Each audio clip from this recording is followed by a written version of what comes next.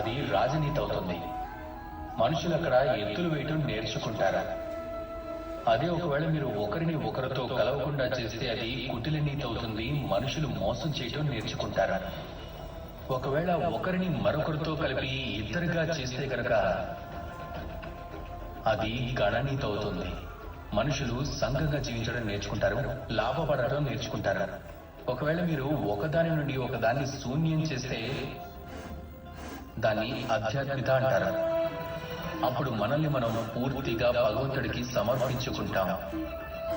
అలాగే ఒకవేళ మీరు ఒకదానితో మరొకదాన్ని రెండింటినీ కలిపి కూడా ఒక్కటిగా చేరిస్తే అప్పుడు దాన్ని ప్రేమ నీతి అని అంటారు. అది నేను, అలాగే రాధ. మేము శూన్యము కాదు, మేము ఇద్దరము కాదు. మేము ఇద్దరం అయినా కూడా ఒక్కటే. దీంతో జీవితం యొక్క సారం తెలుస్తుంది. ఈ సారాన్ని అన్వయించుకోండి. అప్పుడు మనసు ఆనందంతో చెప్తుంది, రాధా కృష్ణ.